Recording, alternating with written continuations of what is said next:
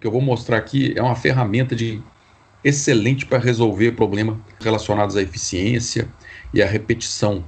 Então, nós estamos falando de desenho de processo de negócio. E aí eu falo aqui que é uma ferramenta para o sincronismo organizacional, que é a ideia do processo é geralmente trazer todas as pessoas para uma mesma linha do tempo, naquilo que se repete e que pode ser corrigido e melhorado.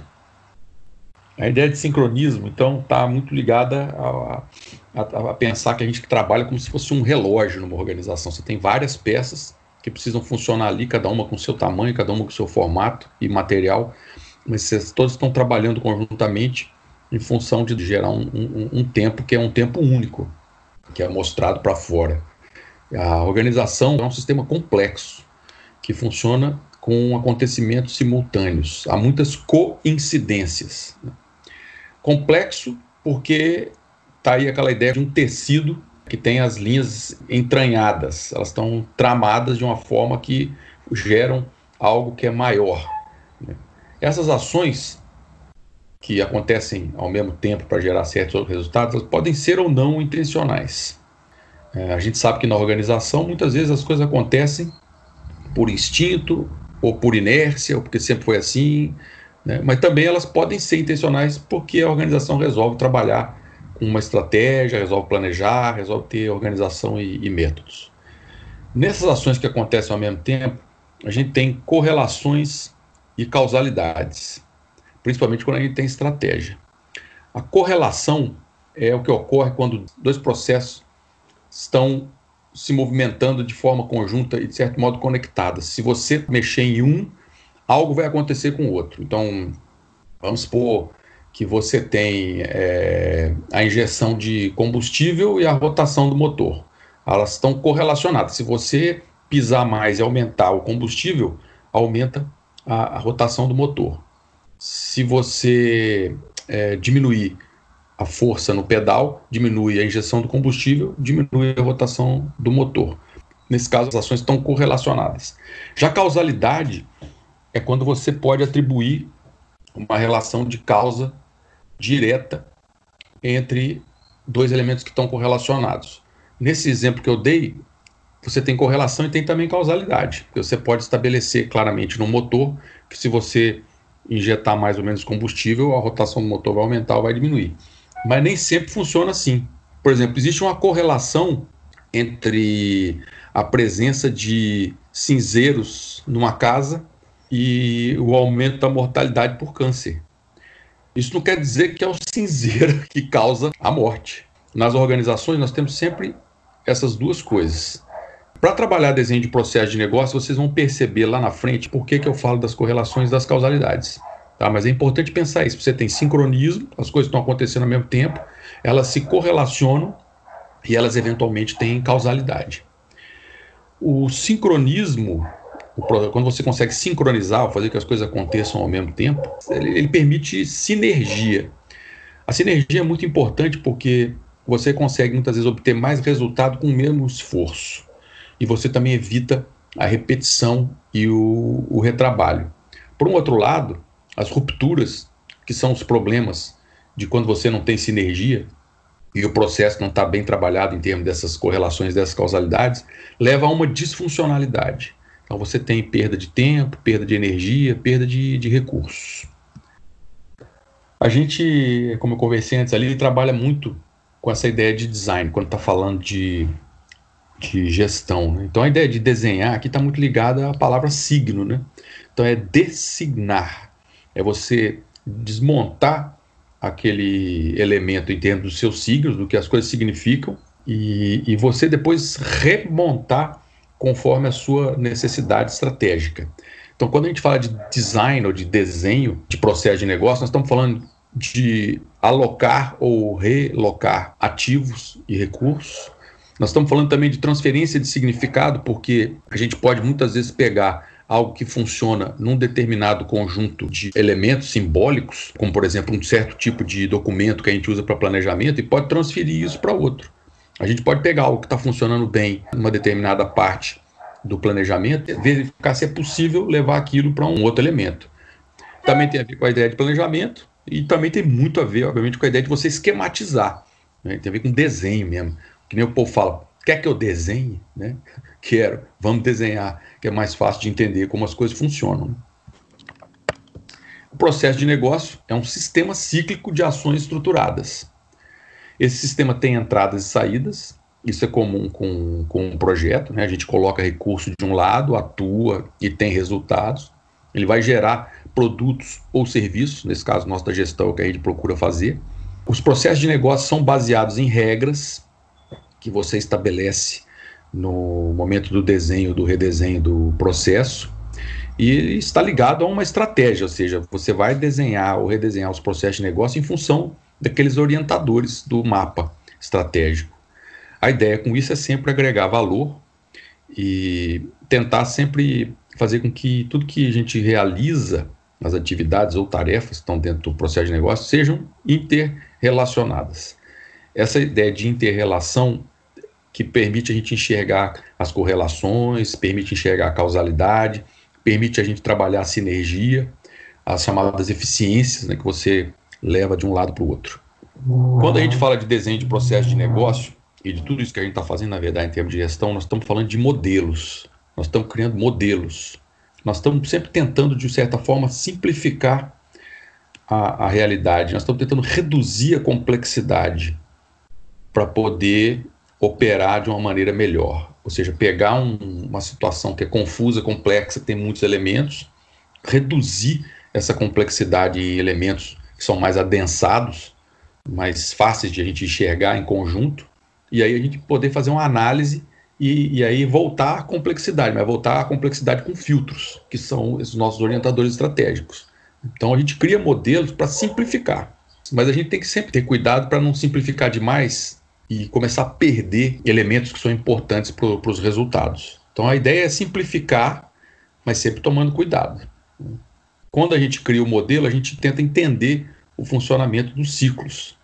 Então a gente estrutura, separa, pega os elementos que a gente tem, hierarquiza de alguma forma, categoriza e organiza essas ações para que a gente possa gerenciar isso tudo como um modelo. Para isso, para gerenciar, a gente atrela as medições, geralmente tem a ver com tempo, recursos, principalmente com dinheiro, né? E com isso a gente vai refinando o modelo por meio de comparações. A organização com ela mesma em dois momentos diferentes, a organização com o concorrente no mesmo momento, que a organização pensa em relação ao que o cliente pensa. Essas comparações é que permitem a gente perceber as distâncias entre os valores e entender o que é que a gente precisa fazer para ter as correções. E com base na gestão do modelo, a gente sempre pode fazer um redesenho, sempre que necessário. A gente vai trabalhar em cima de algo que já é conhecido e que todo mundo enxerga da mesma forma. Os modelos são também uma ferramenta muito importante de comunicação.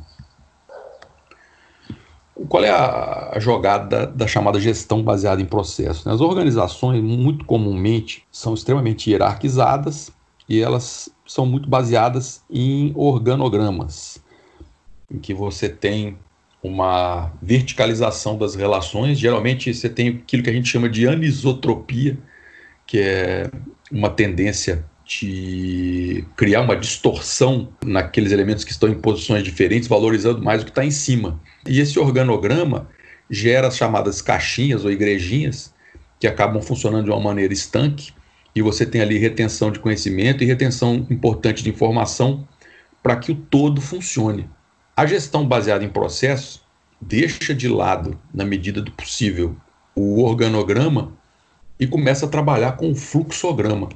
Então, o objetivo é permitir o fluxo de recursos ao longo do tempo e do espaço para que os resultados desejados sejam obtidos. Então, nesse sentido, existe uma horizontalização das relações e também uma preocupação com o que está fora dessas caixinhas. Porque se você tiver um bom funcionamento só dentro das caixinhas, não existe garantia de que o todo vai funcionar. Nós vemos isso acontecer muito em governo.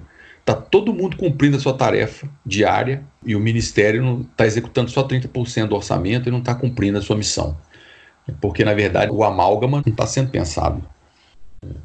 Não é só isso também, né? Mas eu estou dizendo que esse é um elemento que é muito importante. Então, a gestão baseada em processo está muito preocupada com o que acontece fora das caixinhas. É sair da igrejinha, é sair do conhecimento preso. Pensar em conjunto em função do fluxo. A ideia é que a coisa flua. Aqui eu tenho um gráfico que mostra um pouco a chamada complexidade organizacional. Mas são muitos elementos trabalhando ao mesmo tempo e, principalmente para os chefes, poder enxergar o todo e não se preocupar com a minúcia é muito importante. Esse aqui já é um modelo bem simplificado. Mas aí dentro de cada um desses aqui tem os fluxos acontecendo, né? Os ciclos rodando o tempo todo. E aí a complexidade acontece, mas de uma maneira mais organizada. Aqui a gente vê um exemplo da gestão baseada em processo, que a gente tem a estratégia tem ali objetivos com os indicadores, né? Sempre pensando em função dos clientes, e aí a gente tem os processos e dando suporte a isso tudo às pessoas. Qual é que é a hierarquia relativamente à estratégia do desenho de processo de negócio? Nós temos aqui uma complexidade decrescente. Lá em cima, a gente tem o macroprocesso, que geralmente coincide com a formulação de negócio da organização. Então, vocês têm uma formulação de negócio, ela é o elemento mais importante do desenho de processo de negócio. Então, a formulação de negócio é o macroprocesso. Esse macroprocesso se divide em processos. Os processos se subdividem em subprocessos. Os subprocessos se dividem em atividades e as atividades se dividem em tarefas. Muitas vezes, nas organizações que não são tão grandes e tão complexas, você não chega a ter subprocesso, você não chega a mapear subprocesso. Você vai mapear processo, atividade, tarefa. Quanto mais alto na hierarquia, menos elementos, né? Então, nós temos um macroprocesso, geralmente as organizações têm 4 ou 5 processos, aí você vai ter um conjunto de 20 para mais subprocessos e assim por diante. A gente vai aumentando. As tarefas podem chegar a milhares ou dezenas de milhares. As ações, dependendo do tipo de métier, pode chegar a meio milhão, 1 milhão de ações. Você pega a indústria automobilística, por exemplo, que é um processo muito complexo, que é muito subdividido, isso vai ficar muito claro. Então, é importante a gente pensar isso. Tudo vem da formulação de negócio. A formulação de negócio vai determinar qual é que é o macroprocesso, porque ela é igual a ele. Você vai, em função disso, pensar, bom, para eu realizar esse macroprocesso, quais são os principais processos, quais são os processos que eu vou desenvolver.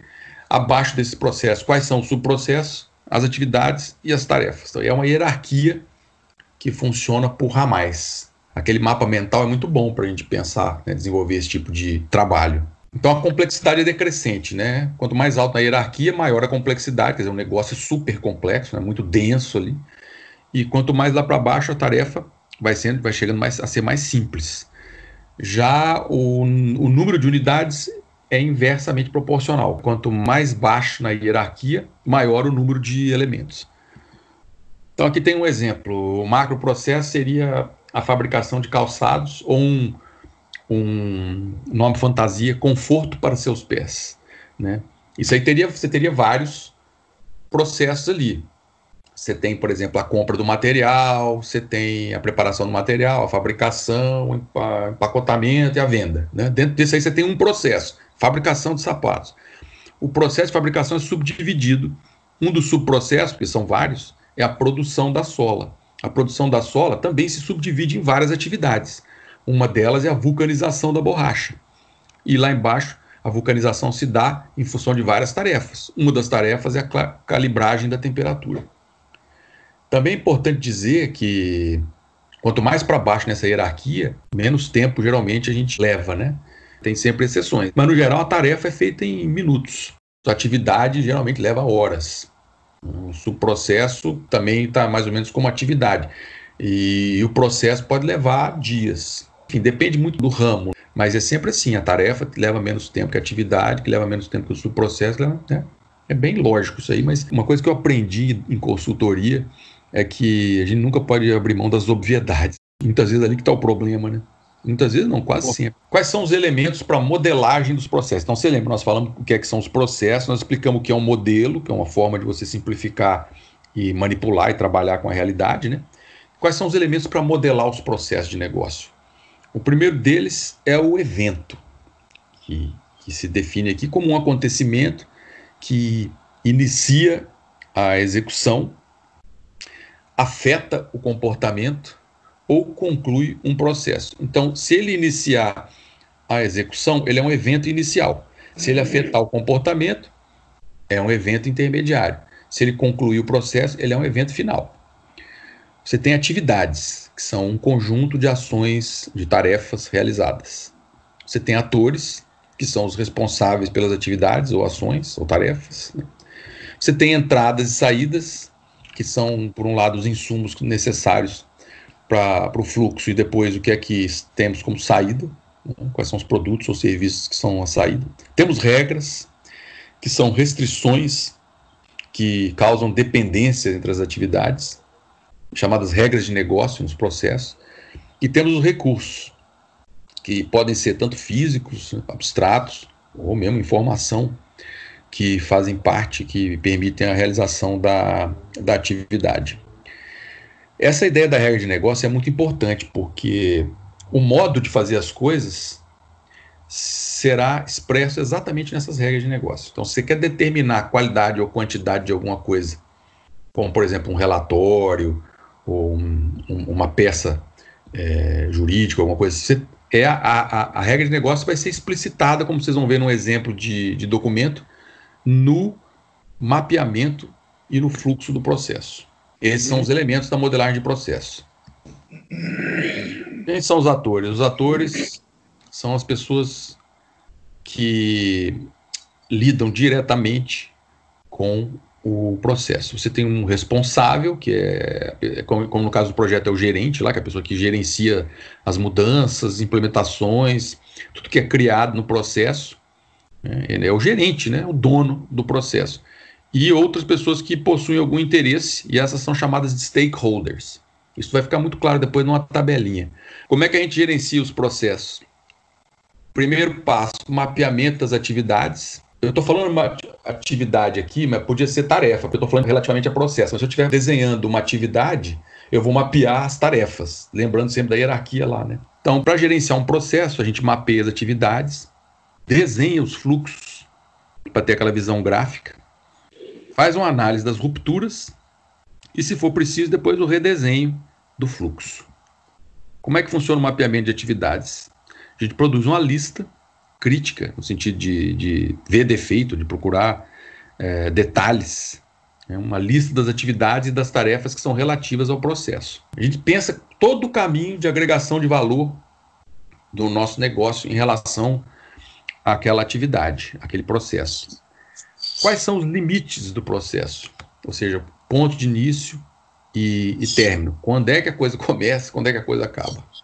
Quais são as entradas e saídas? Ou seja, quais são os insumos, os componentes intermediários que eu preciso para ter as saídas? Quais são os momentos de tomada de decisão, também aqueles em que eu preciso obter informação, muitas vezes informação estruturada em conhecimento? E quais são os recursos envolvidos, né? Tempo, competência, dinheiro e etc. Essas são as questões que a gente leva em conta para fazer o mapeamento do processo. E aí tem uma tabelinha que eu desenvolvi, que eu já testei muitas vezes, que funciona bem, que eu vou dar para vocês. Com ela é só ir preenchendo que a coisa sai. Tem dois tipos de mapeamento que a gente faz. O primeiro deles é o atual, que vem do inglês as is, né? Que é uma fotografia do processo, como ele funciona no momento presente, e o processo melhorado, ou atividade ou tarefa melhorada, que é o to be, né? Como é que ele vai ser, que redesenha o processo pensando em como deveria ser para facilitar a consecução da estratégia. Quando a gente está desenhando pela primeira vez, costuma embolar muito. A gente mistura muito o jeito que a coisa acontece com o jeito que a gente gostaria que ela fosse. A gente tem que tomar cuidado para isso não acontecer. Você tem que optar por um deles. Eu recomendo sempre fazer o trabalho sem pressa e sem preguiça.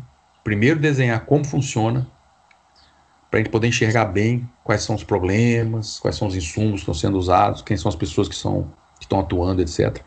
E depois a gente fazer o esquema melhorado, né? Eu coloquei duas fotos aqui, uma com menor e outra com maior resolução, que é exatamente para dar essa ideia de que o que a gente procura fazer é buscar enxergar com mais precisão e granularidade o trabalho que a gente está fazendo.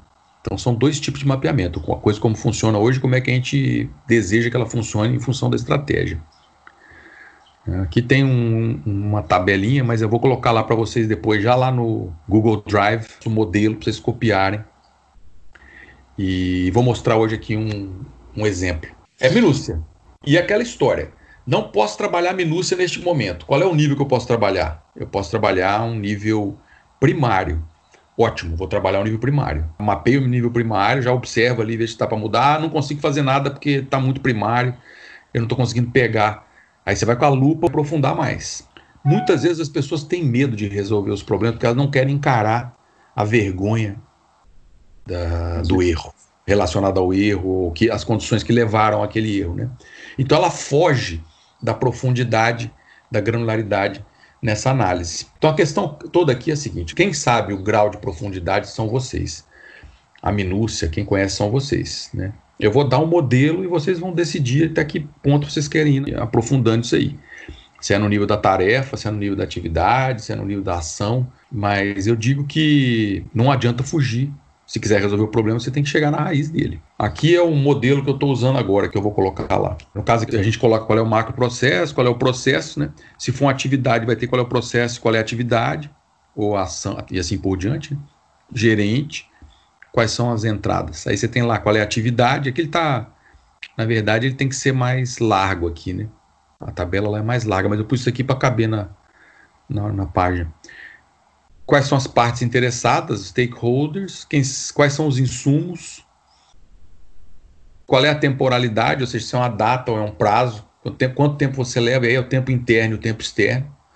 Lá o documento que eu vou apresentar para vocês tem a meta-informação, igual no do projeto. Essa coluna de observações é onde a gente coloca as chamadas regras de negócio. E aí a gente tem um tempo total aqui. Então vocês estão vendo que se vocês querem melhorar a eficiência e a produtividade média, a ferramenta é essa aqui. Essa é a tabela, ela é bem simples, mas ela pode ter 3, 4 páginas, dependendo do que estiver sendo feito. Então, mapeados os processos, a gente desenha os fluxos, que é o diagrama do processo. Ele é a expressão gráfica do fluxo. Então, ele obedece a uma ordem cronológica. As atividades são primeiramente organizadas horizontal ou verticalmente, né? No primeiro caso, da esquerda para a direita, que é o modo como o ocidental entende, né, esses deslocamentos de tempo. No segundo, de cima para baixo. Os movimentos no tempo e o sentido vetorial de cada item são representados por conexões, porque muitas vezes a gente avança e depois retrocede, porque a coisa não está boa, vocês vão ver depois. Então você tem que mostrar isso com conexões. E aí a gente estabelece também os limites do fluxo. Para isso existe uma sintaxe, que eu vou mostrar para vocês daqui a pouco aqui. Eu vou repetir isso aqui, que eu acho que é importante. As atividades são primeiramente organizadas horizontal ou verticalmente. Os movimentos no tempo e o sentido vetorial de cada item são representados por conexões e a gente estabelece os limites. Então tem um começo, tem um fim, as coisas que acontecem no meio, e essas coisas são conectadas por setas que indicam o sentido, né? A direção geralmente é a mesma, o sentido é que muda. Aqui está um exemplo vertical, um diagrama simples. Você tem o início, que é usado com a borda arredondada. Eu não uso desse jeito aqui, vocês vão ver o jeito que eu uso depois, mas eu achei interessante para mostrar um exemplo vertical. Ele está vindo de cima para baixo, você tem lá o sentido indicado pelas setas na conexão. Nesse caso, ele não está retrocedendo, né? E aqui nós temos um outro tipo, que é o horizontal com raias, que você separa por cliente ou stakeholder, no caso. Onde é que a coisa está acontecendo, em que nível ele está acontecendo. Esse é um jeito bem bacana de fazer, mas ele é mais complicadinho. Nem sempre na primeira rodada as pessoas dão conta de fazer esse aqui. Então é a mesma coisa, você tem um começo, que é a bolinha, né? No caso aqui ele tem 2 fins possíveis, e o sentido é indicado pelas pontas das setas, pelos conectores. Aqui é um que tem raias e tem uma medição, que é a medição de tempo. Também é bem bacana esse aqui para você trabalhar a eficiência, principalmente, e produtividade. Ele está dividido em raias, né? Você está vendo ali que tem os stakeholders ali, os clientes, A, B, no caso 2, e na vertical você tem quais são as áreas envolvidas, e na horizontal você tem o tempo. O fluxo é sempre um deslocamento do tempo. Uma vez desenhado o fluxo, a gente faz análise das rupturas. O que é que são rupturas? São atividades ou relacionamentos que afetam a eficiência dos processos. Então, quando a gente analisa um fluxo, pensando no redesenho, na melhoria, mesmo quando você faz pela primeira vez, eu estou lembrando que é importante você desenhar como acontece para depois analisar e aí redesenhar, a gente procura 3 tipos de rupturas.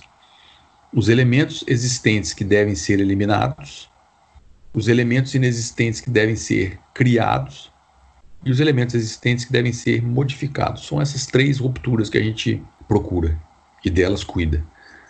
Mais uma vez, obviedades, mas obviedades que raramente são levadas em consideração de uma forma racional pelas organizações e pelas pessoas. Como sempre, o desenho de processo de negócio é um trabalho que muitas vezes é feito por uma ou outra pessoa na organização, porque o chefe fala, não, eu tenho que fazer desenho de processo de negócio, que o consultor vai lá e fala, aí ele pega lá uma pessoa e fala, não, fulano, você vai fazer isso aqui, porque você é melhor, os outros não dão conta, você vai fazer isso aqui sozinho, faz aí.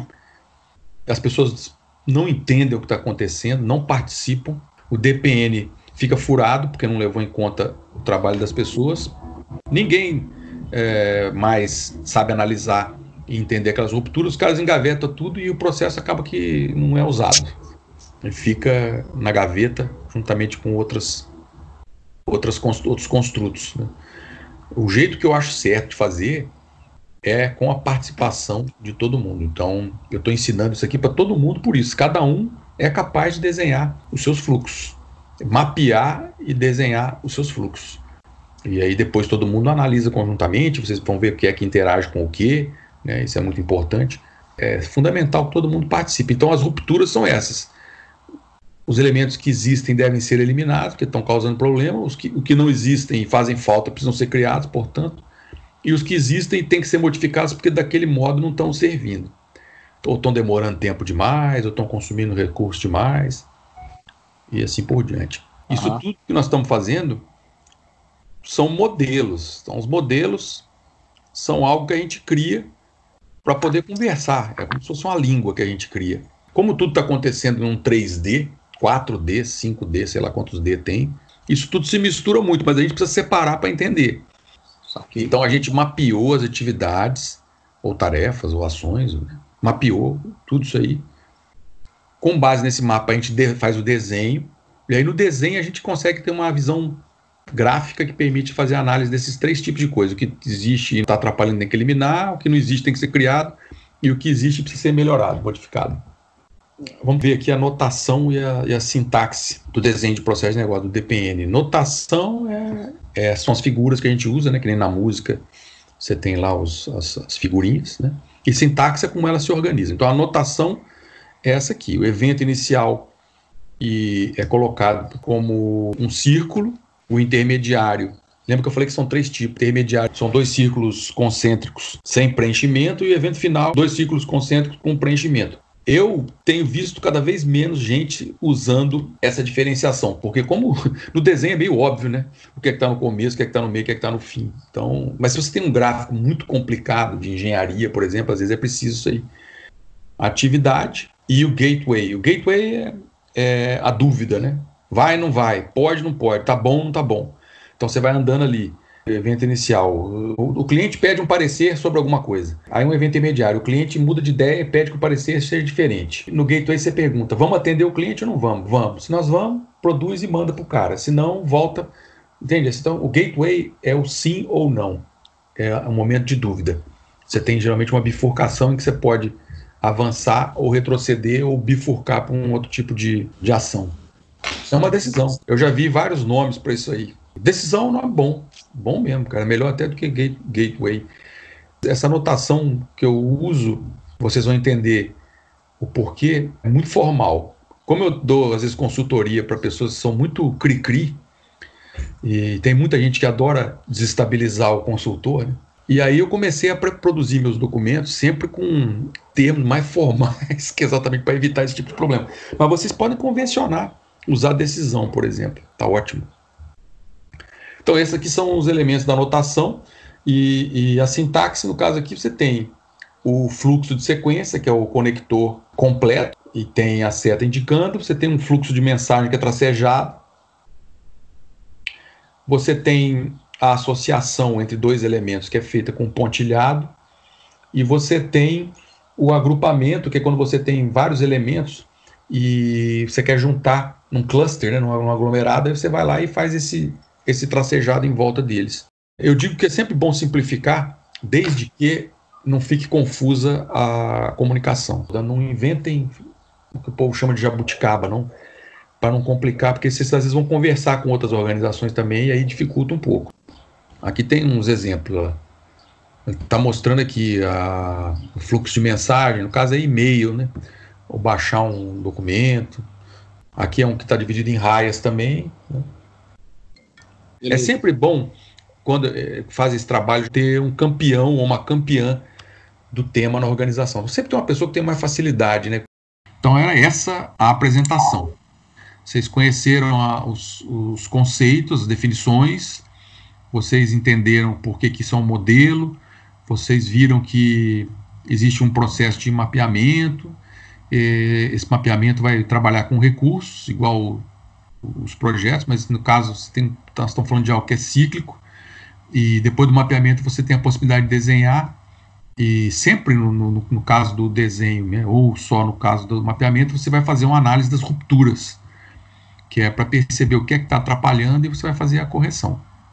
Então, o desenho de processo de negócio é isso, né? Nós temos um macro processo, que é a definição de negócio de vocês, isso vai se dividir em subprocessos, e vocês vão pensar isso em função da estratégia, de um atlas de processo. Por que chama atlas? Porque cada um é um mapa, né? Você mapeia, então você tem os mapas de processo, e aí o conjunto deles é um atlas de processo.